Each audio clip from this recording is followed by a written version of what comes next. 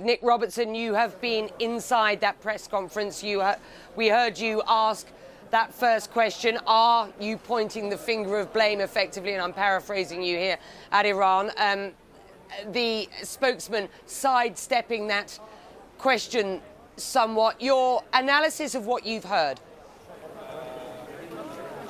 Well, Becky, just to broaden this out a little, of course, not just journalists in the room, probably you weren't able to see them off camera, but a lot of diplomats in here, ambassadors, military attaches. Indeed, they're what the people you see behind me, not journalists. They're the ambassadors of various nations invited here so that they could get eyes on these components. 7 drones, 2 cruise missiles laid out there, a total of 25 fired. But I think it was, you know, what we're clearly hearing here is a presentation of the military evidence, and this is what the Ministry of Defense said that they would do.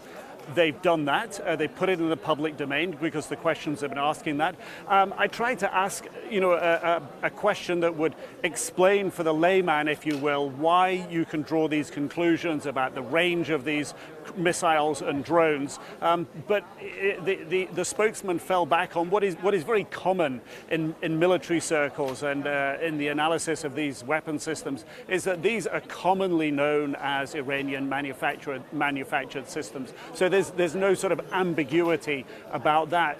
The range, of course, was significant, saying that it couldn't come from Yemen. I was particularly interested when I tried to find out how they're backtracking, using what evidence to figure out where these cruise missiles, a total of 7 cruise missiles fired, a total of 18 drones sent in the direction of these facilities, how they're trying to backtrack. And he pointed to the GPS systems within the UAVs, the drones in particular, to indicate that they are looking at the data in those GPSs, because that will provide a series, if you like, data breadcrumbs to where the drones took off from. And interestingly, he said, even while they're doing this, the Iranians, he said, are trying to interfere with that process.